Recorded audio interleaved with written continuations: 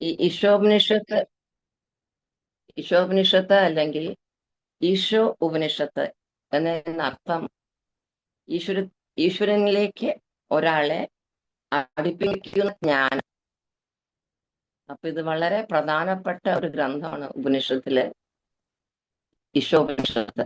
ഈ ജ്ഞാനാണ് നമ്മൾ ഭഗവാനിലേക്ക് അടുപ്പിക്കുന്ന ജ്ഞാനാണ് ഇതിൽ നിന്ന് നമുക്ക് കിട്ടുന്നത്. വളരെ പ്രധാനപ്പെട്ടതാണ്. ഇത് നമുക്ക് അറിയുമ്പോൾ നമുക്ക് ജപിക്കാനും ഭംഗിയായി ജപിക്കാനും ഭഗവാനെ കൂടുതൽ മനസ്സിലാകാനും അതനുസരിച്ച് നമ്മുടെ ഭക്തിയെ നമുക്ക് ഉയർത്തി വരാനൊക്കെ സാധിക്കും. അപ്പൊ ഈ 4-ാമത്തെ ശ്ലോകത്തില് തുടങ്ങാം നമുക്ക്. ആദ്യം ഞാൻ ശ്ലോകം ചെല്ലാം. അനജോ പൂർവമർഷ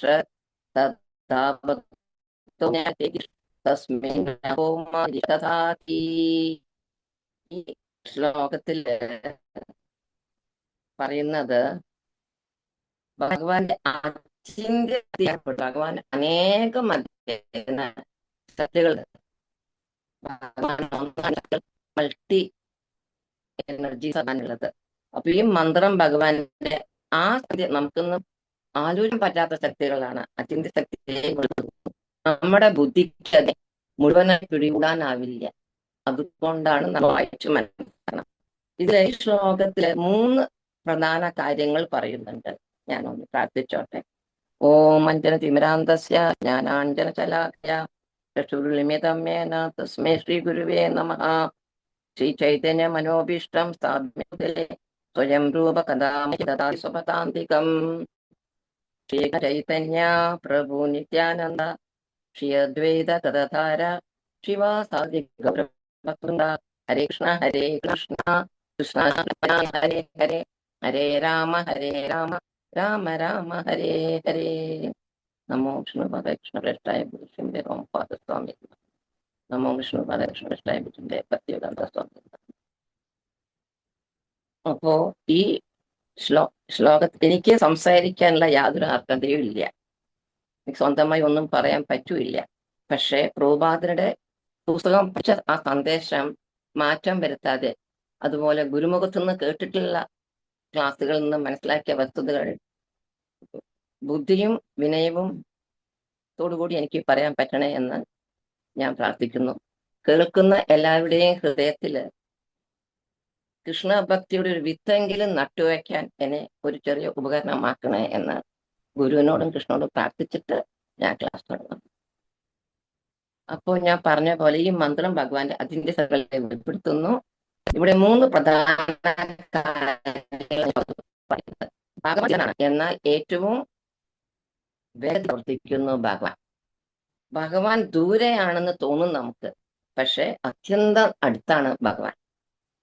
മൂന്നാമത്, എല്ലാം നിയന്ത്രിച്ചു കൊണ്ടിരിക്കുമ്പോഴും ഭഗവാൻ പൂർണ്ണനായി നിലകൊള്ളും. ഇതാണ് ഭഗവാന്റെ മഹത്വം. ഇപ്പൊ ഇതിന്റെ വിവർത്തനം ഞാൻ വായിച്ചിട്ടില്ല, വായിക്കാം. സ്വതാമസ്ഥനാണെങ്കിലും പരമപുരുഷൻ മനസ്സിനേക്കാൾ വേഗത കൂടിയവനും മറ്റെല്ലാവനുമാണ്. ശക്തിമാനായ ദേവന്മാർക്കും അദ്ദേഹം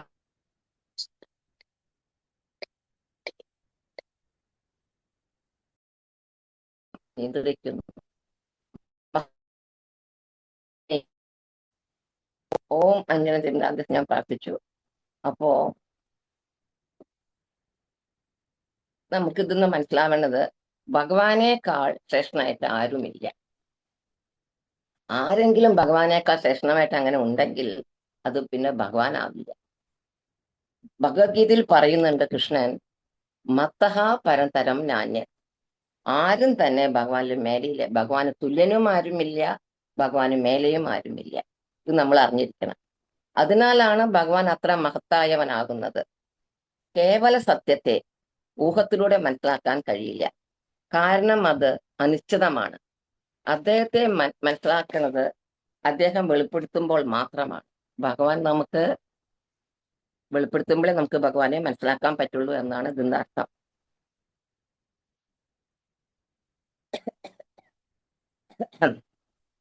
ഭഗവാനെ കേവലം ഊഹോപകത്തിലൂടെ മനസ്സിലാക്കാൻ കഴിയില്ല. കാരണം അത് അനിശ്ചിതമാണെന്ന് മാത്രമല്ല, ഭഗവാൻ മനസ്സിലാക്കുമ്പോഴേ വെളിപ്പെടുത്തുമ്പോഴേ നമുക്കിത് മനസ്സിലാക്കാൻ പറ്റൂ എന്നാണോ പറയണത്. അല്ലാതെ യുക്തിപരമായ അനുമാനങ്ങളിലൂടെ മനസ്സിലാക്കാൻ പറ്റില്ല.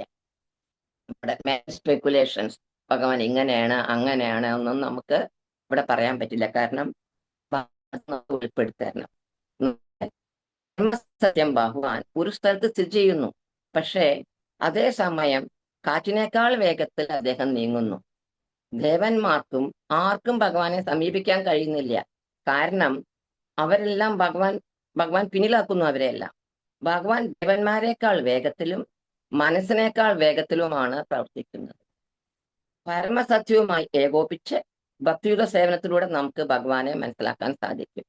ഭഗവത്ഗീതയിൽ 18-ാമത്തെ അധ്യായത്തിൽ 55-ാമത്തെ ശ്ലോകത്തിൽ പറയുന്നുണ്ട്, ഭക്തിയാമാം അഭിജാന, ഇതിലൂടെ മാത്രമേ എന്നെ അറിയാൻ കഴിയൂ. ഭഗവാൻ തന്നെ അത് പറഞ്ഞു കഴിഞ്ഞു. നമ്മുടെ ശ്രമം കൊണ്ട് ഭഗവാനെ അറിയാൻ കഴിയില്ല. പക്ഷേ ഭഗവാൻ വെളിപ്പെടുത്തുമ്പോൾ അദ്ദേഹത്തെ അറിയാൻ കഴിയും. ഭക്തി നിർഭരമായ സമർപ്പണത്തിലൂടെ ഭഗവാനെ അറിയാം. അപ്പൊ ഇതിനുള്ള വഴി നമ്മുടെ ഭക്തിയാണ്. നമ്മുടെ ഭക്തി എത്രമാത്രം പരിശുദ്ധമാവണോ നമുക്ക് ഭഗവാനെ മനസ്സിലാവാൻ എളുപ്പമാകും. നാം ഓരോ ദിവസവും കൃഷ്ണനിൽ പൂർണ്ണമായി സമർപ്പിതരാകണം. ഇത് ഒരു ഘട്ടഘട്ടമായ പ്രക്രിയയാണ്. നമ്മുടെ നാമജപവും കൃഷ്ണനെ കുറിച്ച് വായിക്കുന്നതിലൂടെയാണ് ഈ വെളിപാട് പ്രവർത്തിക്കുന്നത്. അപ്പോഴാണ് നമുക്ക് അറിവ് കിട്ടുന്നത്. ഭഗവാൻ ഒറ്റയ്ക്കല്ല, അവിടത്തേക്ക് സ്വന്തം ഊർജങ്ങളുണ്ട്. ഉദാഹരണം, എവിടെയെല്ലാം വെളിച്ചമുണ്ടോ അവിടെയൊക്കെ ചൂട് കാണും. അവർ തമ്മിൽ ബന്ധമുണ്ടെങ്കിലും അവർ ഒന്നല്ല. ഇതിന്റെ അർത്ഥം അവർ തരുന്നതൊരു ഊർജം എല്ലാവരെയും വ്യാപിച്ചിരിക്കുകയാണ്. എനർജി തീ ഒരു ഊർജമാണ്. തീ ഉള്ള അവിടെ നമുക്ക് എന്താ സംഭവിക്കുക? പൊള്ളുന്നതും തീയിന്റെ ഫലമാണ്, എഫക്റ്റ് ഓഫ് ദ ഫയർ ആണത്. ഇത് എങ്ങനെ ഭഗവാനുമായി ബന്ധപ്പെടും? തീയും പൊള്ളലും ഒപ്പം തന്നെ ആണെങ്കിലും അവർ മുഴുവനും ഒന്നല്ല. പരമസത്യം ഒന്നാണ്, പക്ഷേ അവിടുത്തെ ശക്തികൾ വ്യത്യസ്തമാണ്. അവർ ഒന്നു തന്നെ ആണെങ്കിലും വ്യത്യസ്തരാണ്. ഭഗവാനെ സേവിക്കുമ്പോൾ നമുക്കിത് മനസ്സിലാകും. നമ്മൾ ഭഗവാന്റെ ഒരു അംശമാണ്, part and parcel of the lord. അതിനാൽ നമ്മൾ ഭഗവാന്റെ ഒപ്പം ജീവിക്കണം. കൃഷ്ണനിൽ നിന്നും ജീവിക്കേണ്ടത്. അങ്ങനെ വേർപാട് ദുരിതങ്ങൾ കൊണ്ടുവരും നമ്മുടെ ജീവിതത്തിൽ. ഇത് മനസ്സിലാക്കണം, വളരെ പ്രധാനപ്പെട്ട കാര്യമാണ്. The more closer you live to with Krishna, കൃഷ്ണനോട് നമ്മൾ എത്തോളം അടുക്കണോ നമ്മുടെ ദുരിതങ്ങൾ കുറഞ്ഞു വരും. അപ്പോ അടുക്കാനുള്ള മാർഗമാണ് നമുക്ക് നാമജപം, കൃഷ്ണനെ പറ്റി വായിക്കുക, ദൂരെ ക്ലാസ്സുകൾ കേൾക്കുക, ഭക്തമായിട്ടുള്ള സംസർഗം. ഇതിലൂടെയൊക്കെ നമ്മുടെ ഭക്തി എളുപ്പത്തിൽ നമുക്ക് വളർത്തിയെടുക്കാം. ഭഗവത്ഗീത 15:6 മമേ വംശ ജീവഭൂത സർവഭൂത സനാതനം മനഃഷ്ടാനി ഇന്ദ്രിയാണി പ്രകൃതിസ്ഥാനി കർഷതി. എല്ലാവരും അംശത്തിൽ പറയുന്നതാണ്. കൃഷ്ണന്റെ അംശം ഇല്ലെങ്കിൽ മനസ്സിന്റെയും ഇന്ദ്രിയങ്ങളുടെയും നിയന്ത്രണത്തിൽ പെട്ടുപോകും. പിന്നെ എന്താ സംഭവിക്കുക? കർഷതി, അവർ മനസ്സിന്റെ ആഗ്രഹങ്ങളുടെ മുന്നിൽ തകർന്നു പോകുന്നു. ആത്മാവ് ഈ ആഗ്രഹങ്ങളാൽ തകരുന്നു. അതാണ് ഈ ശ്ലോകത്ത് പറയുന്നത്. അംശം ഭഗവാനോട് ചേർന്ന് ആഗ്രഹങ്ങൾ, നമ്മുടെ ഓരോ ആഗ്രഹമേ നമുക്ക് പാടൂ. ഭഗവാനെ കൂടുതൽ അറിയാം. ഇവിടുത്തെ ദുരിതങ്ങളൊക്കെ അവസാനിച്ച് ഭഗവത് ധാമത്തിലേക്ക് പോകാനുള്ള ഒരുക്കങ്ങൾ കൂട്ടുക ഈ ജീവിതത്തില്. നമ്മുടെ ഭൗതിക കഴിവുകൾ ഭഗവാനിൽ നിന്നാണ് വരുന്നത്. ഭഗവാനെ മഹത്വീകരിക്കാൻ ആയിട്ട് അവ ഉപയോഗിക്കുമ്പോഴാണ് അത് മികച്ചവയാകുന്നത്. 3 തരം ആൾക്കാരെ പറയുന്നുണ്ട് ഇവിടെ: ഭൗതികവാദികള്, നിരാകാരവാദികളും ഭക്തരും. ഇതില് ഭൗതികവാദികൾ ഇവർ വിശ്വസിക്കുന്നത് എന്താണ്? ഭൗതിക ലോകം മാത്രം നിലനിൽക്കുന്നു എന്നാണ്. അതിൽ മാത്രമേ പ്രാധാന്യമുള്ളൂ എന്നും അവർ വിശ്വസിക്കുന്നു. അവർക്ക് ഈ ലോകത്തെ ആസ്വദിക്കണം, അതാണ് അവരുടെ ഉദ്ദേശം. നിരാകാരവാദികളാകട്ടെ, അവർ ഈ ലോകത്തിലെ എല്ലാം മിഥ്യ, ഒന്നും യാഥാർത്ഥ്യമില്ല, അർത്ഥശൂന്യവുമാണെന്ന് അവര് വിശ്വസിച്ചു പോകുന്നു. ഭക്തരുണ്ട്, അവര് ഭൗതിക ലോകവും ആത്മീയ ലോകവും യഥാർത്ഥമാണെന്ന് അവർ മനസ്സിലാക്കുന്നു. എന്നാൽ ആത്മീയ ലോകത്തിലേക്കുള്ള എത്തിച്ചേരാനുള്ള ഒരു മാർഗമാണ് ഈ ഭൗതിക ലോകം എന്നുകൂടി അവർ മനസ്സിലാക്കുന്നുണ്ട്. ഭൗതിക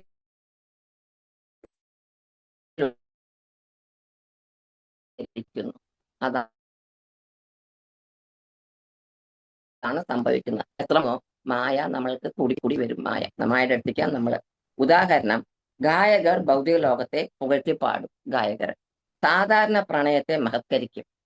അങ്ങനെ ആളുകൾ മിഥ്യാധാരണയിൽ കുടുങ്ങിപ്പോകുന്നു. അതൊക്കെ ആസ്വദിച്ച് അവര് മായയിൽ ജീവിക്കുന്നു.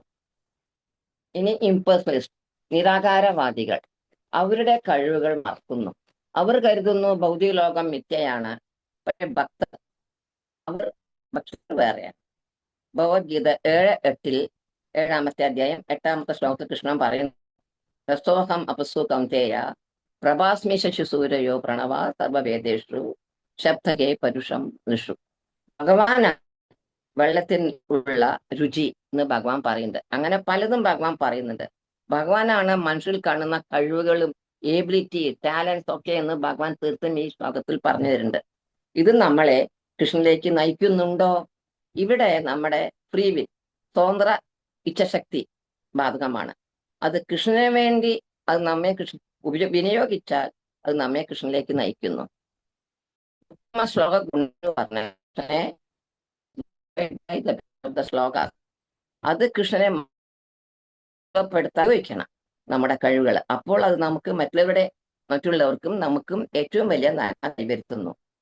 ഭഗവാൻ കൃഷ്ണൻ നമുക്ക് നൽകിയ കഴിവുകളാൽ നാം ഭഗവാനെ സേവിക്കുന്നു. നമ്മുടെ കഴിവുകൾ ഭഗവാനിൽ നിന്ന് കിട്ടിയിട്ടുള്ള നമുക്ക് സമ്മാനമാണ്, ഗിഫ്റ്റാണ്. അപ്പൊ അത് ഭഗവാനെ സേവിക്കാൻ നമ്മൾ ഉപയോഗിക്കുമ്പോൾ അത് ബഹിഷ്കരിക്കപ്പെടുന്നു. ഒരു ഭാഗമായ നമ്മൾ പൂർണ്ണമായ ഭഗവാനെ സേവിക്കുന്നു. ഭഗവാനുമായി യോജിപ്പിൽ ജീവിക്കുന്നതാണ് വർണ്ണാശ്രമം. സഹകരണം, വർണ്ണം ശരീരം, ആശ്രമം അത് ആത്മാവാണ്. ഇത് ബുദ്ധിമുട്ടാണ് ജീവിക്കാൻ. മനുഷ്യർക്ക് പല കഴിവുകളും ഉണ്ട്. അവയെ വേണ്ട പോലെ ഭഗവത് സേവയിൽ ഏർപ്പെടുത്തണം. കൃഷ്ണനെ സേവിക്കാൻ ആത്മാവിന് പ്രചോദനം ലഭിക്കുമ്പോൾ ഭക്തി സേവ അനുഷ്ഠിക്കപ്പെടും. വ്യക്തിത്വം നമ്മുടെ ഉള്ളിൽ രൂഢമൂലമാണ്. അതിനെ ഒരിക്കലും നിഷേധിക്കാനോ തള്ളിക്കളയാനോ കഴിയില്ല. മറിച്ച് അതിനെ സമന്വയിക്കാൻ കഴിയും നമുക്ക്. ഭക്തിയുടെ സേവനം സ്വമേധയാ ഉള്ളതാണ്, നിർബന്ധിതമല്ലാതെ. നമ്മൾക്ക് ആരെയും നിർബന്ധിച്ച് ജപിപ്പിക്കാനോ ഒന്നും ചെയ്യാൻ പറ്റില്ല. നമുക്ക് പ്രോത്സാഹിപ്പിക്കാൻ പറ്റും, നല്ലതാണ് എന്ന് പറഞ്ഞിട്ട് മാത്രമേ കഴിയൂ. ഭക്തി സേവനം സ്വയമേ ഉള്ളതാണ്. അത് നമ്മുടെ താല്പര്യം നിർവഹിക്കേണ്ട ഒന്നാണ്. എല്ലാവരും ഒരേ കാര്യങ്ങളാണ് ചെയ്യുന്നതെന്ന് ആളുകൾക്ക് തോന്നും.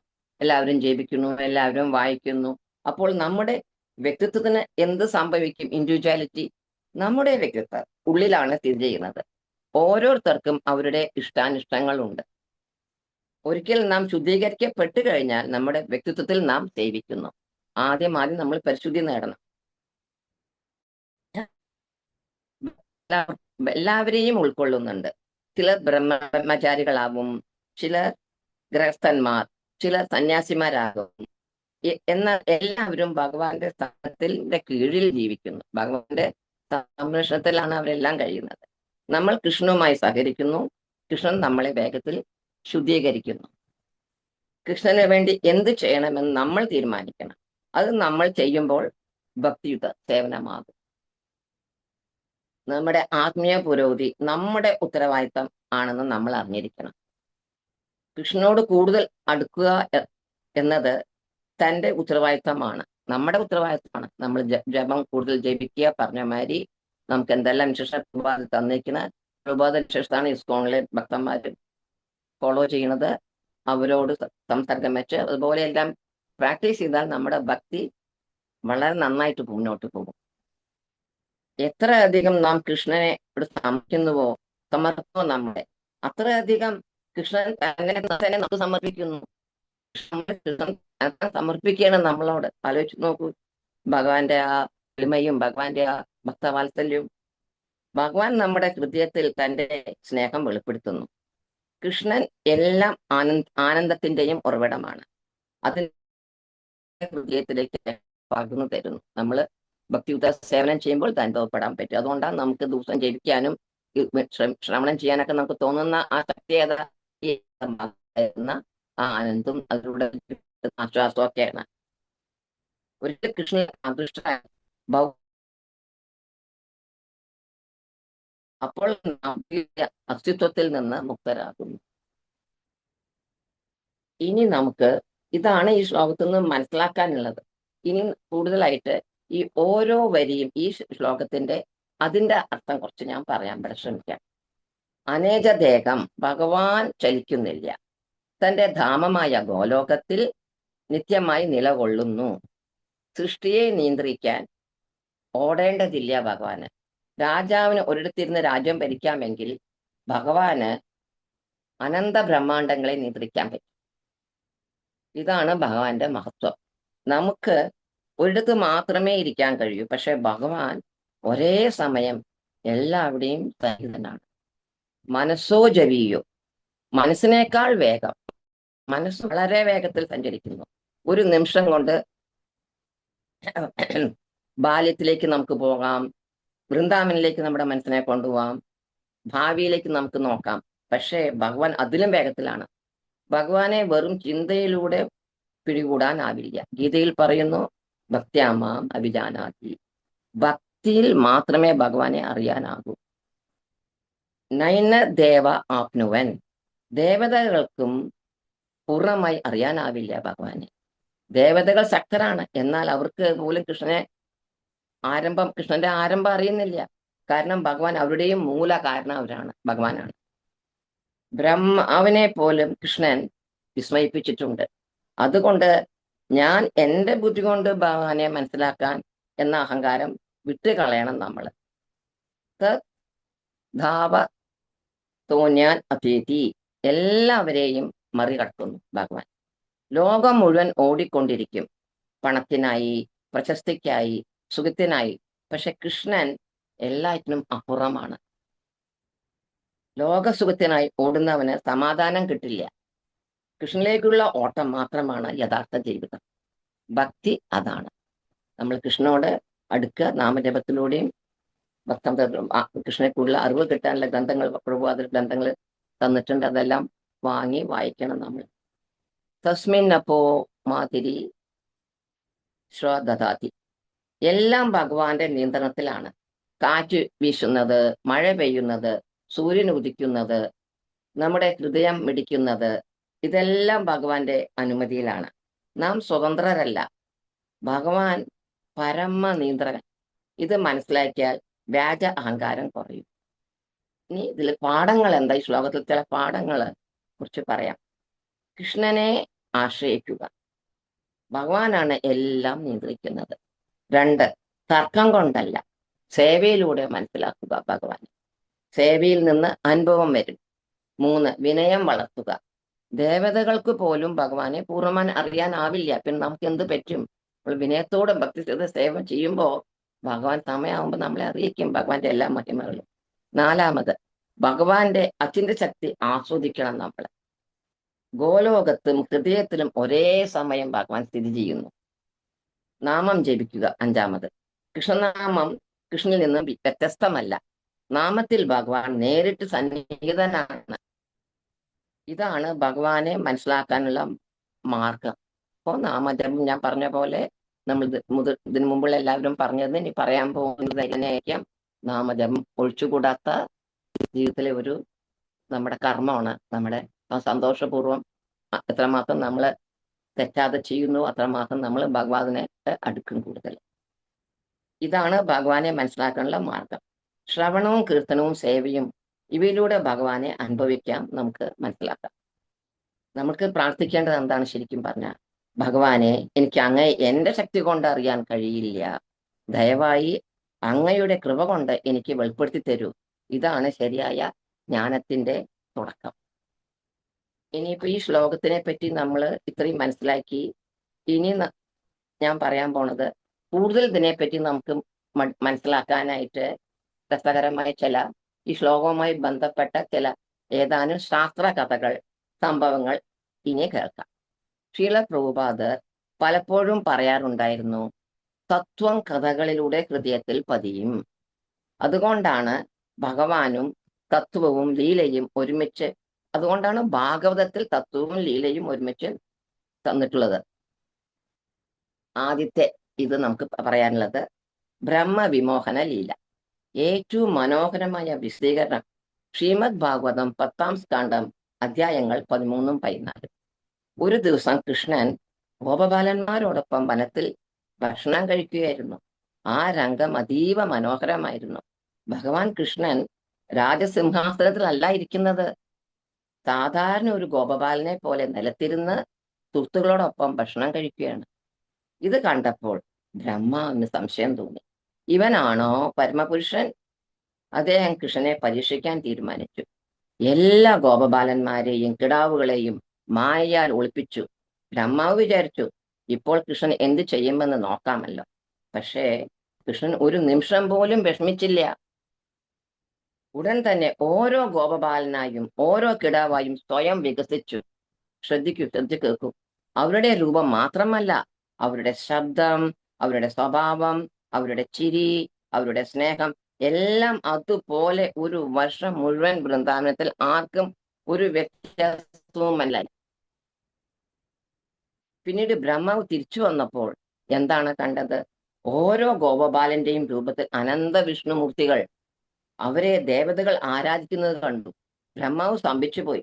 അപ്പോൾ അദ്ദേഹത്തിന് മനസ്സിലായി, ഞാൻ പരീക്ഷിക്കാൻ ശ്രമിച്ചത് സർവശക്തനായ കൃഷ്ണ ഭഗവാനെയാണ്. ഈ കഥ ഈ 4-ാമത്തെ മന്ത്രവുമായി എങ്ങനെ, ഈശോപനിഷത്തിലെ 4-ാമത്തെ മന്ത്രവുമായി എങ്ങനെ വിശദീകരിക്കുന്നു?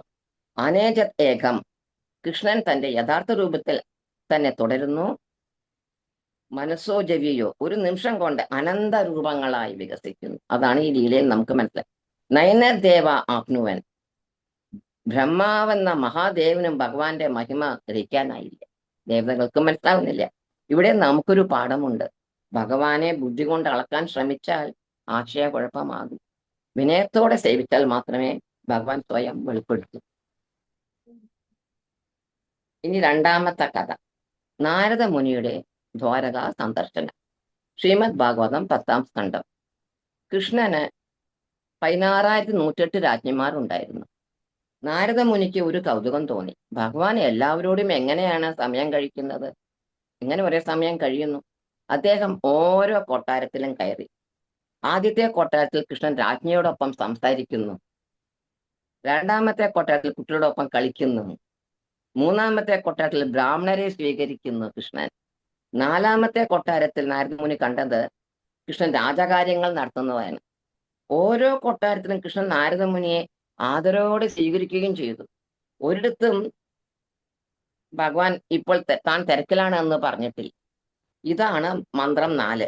ഭഗവാൻ ഒരാളാണ്, പക്ഷെ അദ്ദേഹത്തിന് ശക്തിക്ക് പരിധിയില്ല. അദ്ദേഹം ഒരേ സമയം അനന്ത കാര്യങ്ങൾ ചെയ്യാൻ കഴിയും. നമുക്ക് ഒരു ജോലി ചെയ്യുമ്പോൾ മറ്റൊന്ന് ചെയ്യാൻ പ്രയാസമാണ്, പക്ഷെ ഭഗവാന് പരിമിതനല്ല. 3-ാമത്തെ കഥ, ദ്രൗപദിയുടെ ശരണാഗതി. സഭയിൽ ദുശാസനൻ ദ്രൗപദിയെ അവമാനിക്കാൻ ശ്രമിച്ചപ്പോൾ ആദ്യം അവർ സ്വന്തം ശക്തിയിൽ വസ്ത്രം പിടിച്ചു നിന്നു. ഒരു കൈകൊണ്ട് വസ്ത്രം പിടിച്ചും മറ്റേ കൈകൊണ്ട് കൃഷ്ണനെ വിളിച്ചു. പൂർണ്ണ ശരണാഗതി ഉണ്ടായിരുന്നില്ല. പിന്നെ 2 കൈകളും മുറുത്തി ഹേ ഗോവിന്ദ, ഹേ കൃഷ്ണ എന്ന് പൂർണ്ണമായും ശരണം പ്രാപിച്ചു. അതേ നിമിഷം ഭഗവാൻ ദ്രൗപദിയെ സംരക്ഷിച്ചു, അനന്ത വസ്ത്രമായി പ്രത്യക്ഷപ്പെട്ടു. ഇവിടെ നമുക്ക് എന്ത് പഠിക്കാം? കൃഷ്ണൻ ഹസ്തനപുരത്തും ഉണ്ടായിരുന്നില്ല, എന്നാൽ ഭക്തന്റെ നിലവിളി കേൾക്കാൻ ദൂരം തടസ്സമായില്ല ഭഗവാൻ. അതാണ് മനസ്സോ ജിവിയോ. നമ്മുടെ ജീവിതത്തിലെ പ്രയോഗത്തെക്കുറിച്ച് പറയാം ഈ ശ്ലോകം. ഈ ലീലകൾ ചരിത്രം മാത്രമല്ല, ഇത് ഇന്നും സത്യമാണ്. നമ്മൾ ആത്മാർത്ഥമായി നാമജപം ചെയ്യുമ്പോൾ, ഹരേ കൃഷ്ണ എന്നെ സഹായിക്കണമേ എന്ന് പ്രാർത്ഥിക്കുമ്പോൾ ഭഗവാൻ കേൾക്കുന്നുണ്ടോ? ഉവ്. കാരണം ഭഗവാൻ ദൂരെ ഇരിക്കുന്ന ദൈവമല്ല, അദ്ദേഹം നമ്മുടെ ഹൃദയത്തിലെ പരമാത്മാവാണ്. അതിനാൽ ഭക്തർ ഒരിക്കലും നിരാശപ്പെടരുത്. ഭഗവാൻ നമ്മളുടെ കൂടെ തന്നെയുണ്ട്, നമ്മൾ അടുത്ത് തന്നെയുണ്ട്. വിളിച്ചാൽ വിളി കേൾക്കണം ദൂരത്തും. അപ്പൊ നമ്മൾ ഭഗവാന്റെ ഈ അത്യന്ത ശക്തികളെ കുറിച്ചൊക്കെ കൂടുതൽ ഇനിയും ഈശോനിഷ്ടം നമുക്ക് മറ്റ് പ്രഗത്ഭരായ ഭക്തന്മാർ വന്ന് പറഞ്ഞ് മനസ്സിലാക്കി തരും. ഇപ്പോൾ 3 ലീലകൾ കേട്ടു. സമാപനം ആണ്. ബ്രഹ്മാവിന് മനസ്സിലായി ഒന്നാമത് ഈ ഇതെന്ന്. കൃഷ്ണനെ ബുദ്ധി കൊണ്ട് അളക്കാനാവില്ല എന്ന്. രണ്ടാമത് നാരദമുനി കണ്ടു കൃഷ്ണൻ ഒരേ സമയം അനന്ത സ്ഥലങ്ങളിൽ സന്നിഹിതനാണെന്ന്. മൂന്ന് ദ്രൗപദി അനുഭവിച്ചു ഭക്തന്റെ ആത്മാർത്ഥമായ വിളിക്ക് കൃഷ്ണൻ ഉടൻ പ്രതികരിക്കുന്നു. ആയതുകൊണ്ട് മന്ത്രം 4 വെറും തത്വശാസ്ത്രമല്ല, അത് ഓരോ ഭക്തന്റെയും ജീവിതത്തിൽ അനുഭവിക്കുന്ന സത്യമാണ്. നമ്മുടെ കർത്തവ്യം ഒന്നേ ഉള്ളൂ: വിനയത്തോടെ ഹരിനാമം ജപിക്കുക, ഗുരു സാധു ശാസ്ത്രങ്ങളെ ആശ്രയിക്കുക, കൃഷ്ണനിൽ പൂർണ്ണ വിശ്വാസം വളർത്തുക. നാമജപം ചെയ്യുമ്പോൾ ഇങ്ങനെ ചിന്തിക്കുകയല്ല, എന്റെ ഹൃദയത്തിലിരിക്കുന്ന കൃഷ്ണ ഭാവന 1:18-55 പറയുന്നു, ഭക്ത്യാമാം അഭിജാനാതി. ഭക്തിയിലൂടെ മാത്രമേ എന്നെ യഥാർത്ഥത്തിൽ അറിയാൻ കഴിയൂ. അതുകൊണ്ട് നമ്മുടെ ജീവിതത്തിന്റെ കേന്ദ്രം ഹരിനാമം ജപിക്കുക, നിത്യം ഭഗവത്ഗീത, ശ്രീമദ് ഭാഗവതം ശ്രവണം ചെയ്യുക, പഠിക്കുക, ഭക്തസംഘം വിട്ടുപോകരുത്. നമ്മള് മായയിൽപ്പെട്ടു. പിന്നെ കൃഷ്ണൻ ദൂരെ നിൽക്കുന്നതിന് പകരം നമ്മൾ കൃഷ്ണനല്ല അകലുന്നത്, നമ്മൾ അകലുക.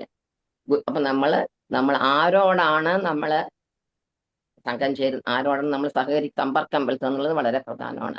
ഭക്തന്മാരോട് ചെയ്താൽ നമ്മുടെ ഭക്തി കൂടും. മറ്റേ നമ്മുടെ ഭക്തി പ്രത്യേകിച്ച് ഇപ്പൊ എന്ന പലരും ഉണ്ടാവും. അത് വിട്ടുപോകാതിരിക്കാൻ കൂടുതൽ ഭക്തരോട് അടുക്കണം, ഇസ്കോണിൽ വരണം. അവിടെ പോയാലേ സേവ കിട്ടുള്ളൂ. അവിടെ ഭക്തന്മാരൊക്കെ ഉണ്ട്. നമ്മുടെ ദീനാഥ് പ്രഭു നളിനി മാതാജിയൊക്കെ ഇഷ്ടം പോലെ നിങ്ങൾക്ക് അനുയോജ്യമായ സേവകൾ തരും. അങ്ങനെ നമുക്ക് ഭക്തി കൃഷ്ണനോട് കൂടുതൽ അടുക്കാം. ഗുരുസേവ നിർദ്ദേശങ്ങൾ അനുസരിക്കണം നമ്മുടെ ജീവിതം. ശരണാഗതിയിലൂടെയും സേവയുടെയും നാമജപത്തിന്റെയും ജീവിതമാകണം നമ്മുടെ. അപ്പോൾ ഞാനിത് പറഞ്ഞിവിടെ അവസാനിക്കുന്നു, ഇവിടെ സമാപിക്കുന്നു. ശീല പ്രഭുപാദർ കി ജയ്, ഈശോപനിഷത്ത് കി ജയ്, ഗൗര പ്രേമാനന്ദേ, ഹരേ കൃഷ്ണ.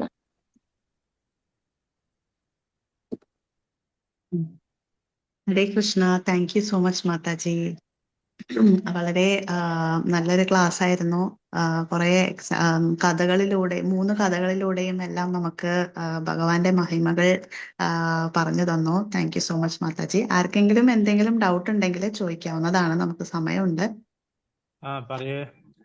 അച്ഛാ, നിങ്ങളുടെ ബാത്റൂമിൽ ഫിറ്റ് ചെയ്ത് നോക്കിയിരുന്നോ? അയാള് ഫിറ്റ് ചെയ്തത്? ഹരേ കൃഷ്ണ. ആർക്കെങ്കിലും എന്തെങ്കിലും സംശയമുണ്ടോ?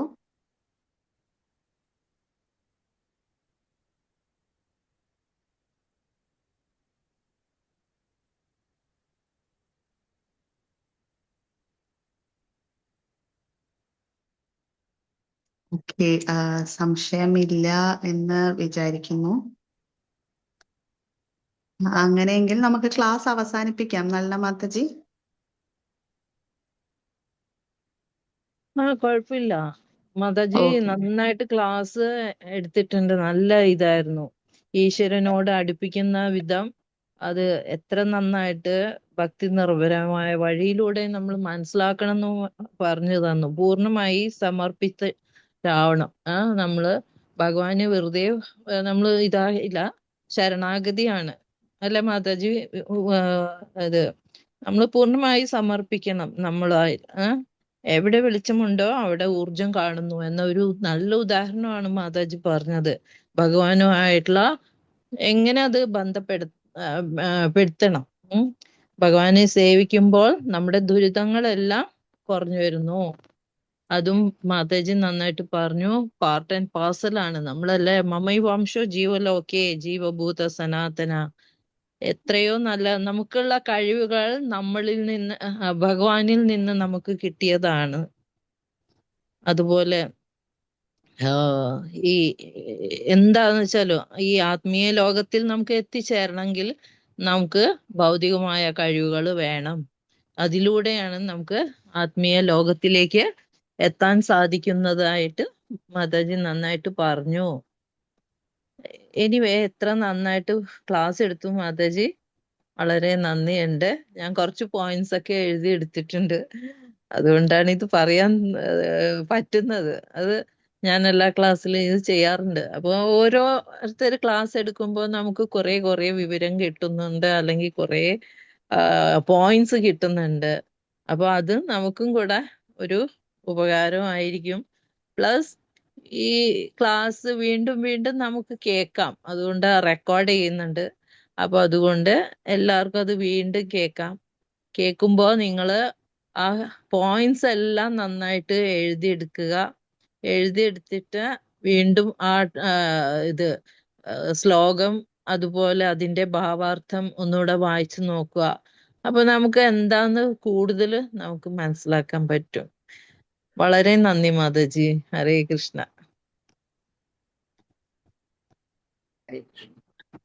ഹരേ കൃഷ്ണ. നമുക്ക് ഇന്നത്തെ ക്ലാസ് അവസാനിപ്പിക്കാം. നമുക്ക് നരസിംഹ കീർത്തൻ പാടാം. നമസ്തേ നരസിംഹായ പ്രഹ്ലാദാദായിനേ ഹിരണ്യകാശിപൂർവക്ഷഃ ശ്രീലഠങ്കാനഖാലയേ ഇതോ നരസിംഹ പരതോ നരസിംഹ യതോ യതോ യാമി തതോ നരസിംഹ ബാഹിർനരസിംഹ ഹൃദയേ നരസിംഹ നരസിംഹമതിം ശരണം പ്രപദേ തവ കര കമലവരേ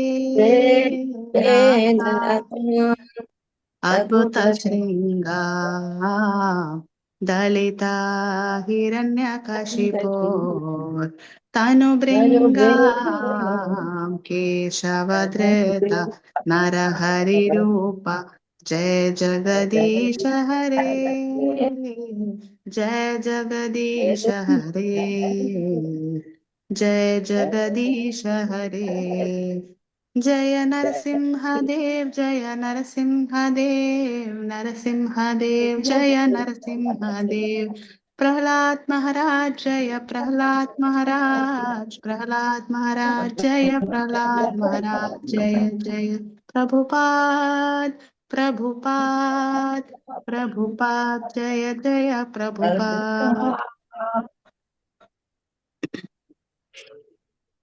Okay, thank you. ഹരേ കൃഷ്ണ മാതാജി. ഒരു മിനിറ്റ് Yes, എടുക്കട്ടെ. yes, ഒരു മിനിറ്റ്. yes, okay. ma'am. ഇത് ഇന്ന് നമ്മള് തുടക്കത്തില് ഈശോപനിഷത്തിലെ എല്ലാ മന്ത്രങ്ങളും 18 മന്ത്രങ്ങളാണ്. അതിനു മുമ്പ് ഒരു ധ്യാന ശ്ലോകം, അങ്ങനെ ആകെ 19 മന്ത്രങ്ങൾ നമ്മൾ ഗ്രൂപ്പിൽ ഇട്ടിട്ടുണ്ട്. അത് ദിവസവും നമ്മൾ ചൊല്ലുന്നുണ്ട്. അപ്പം ഇതിലെ മന്ത്രങ്ങളാണെന്നുണ്ടെങ്കിലും നമ്മൾ രാജേഷ് പ്രഭു ഒന്നാമത്തെ ശ്ലോകം പഠിപ്പിച്ചപ്പോഴത്തേക്കും രാജേഷ് പ്രഭു നമുക്ക് അതിൻ്റെ എങ്ങനെയാണ് ഈ ശ്ലോകങ്ങളുടെ സ്ട്രക്ചർ എന്ന് പറഞ്ഞിരുന്നു. അപ്പം അതിലെ അവസാനത്തെ 4 ശ്ലോകങ്ങൾ എന്ന് പറയുന്നത് ഭഗവാന്റെ അടുത്തുള്ള പ്രാർത്ഥനയാണ്. ഓക്കെ, നിങ്ങൾക്ക് എല്ലാവരുടെയെങ്കിലും ഈ ഈശോപനിഷത്ത് പുസ്തകം ഉണ്ടെന്ന് വിചാരിക്കുന്നു. നിങ്ങൾ ആ ജസ്റ്റ് ഒന്ന് എടുത്ത് അതിൻ്റെ അർത്ഥം എന്താണെന്ന് നോക്കുക. ഭഗവാന്റെ അടുത്തുള്ള പ്രാർത്ഥനയാണ്. ഈ ശ്ലോകങ്ങൾ നമ്മൾ നമ്മുടെ നിത്യപാഠമാക്കി കഴിഞ്ഞാൽ എത്രയോ ശ്രേഷ്ഠമായിട്ടുള്ള കാര്യമാണ് നമ്മൾ ഭഗവാന്റെ അടുത്ത് പ്രാർത്ഥിക്കുക. അതുകൊണ്ട് എൻ്റെ നിങ്ങളുടെ അടുത്തുള്ള അഭ്യർത്ഥനയാണ്, ഈ ശ്ലോകങ്ങൾ പ്രാർത്ഥനയെങ്കിലും നിങ്ങൾ ഹൃദയസ്ഥമാക്കുക, ഭഗവാന്റെ അടുത്ത് നിത്യം ജപിക്കുക എന്നുള്ളതാണ്. Okay, thank you. Hare Krishna. Thank U Prabhu. So നമുക്ക് ഇന്നത്തെ ക്ലാസ് വൈൻഡപ്പ് ചെയ്യാം. നമുക്ക് അടുത്ത ക്ലാസ് അടുത്ത തിങ്കളാഴ്ച 8:15. സോ ഹരേ കൃഷ്ണ. Thank U.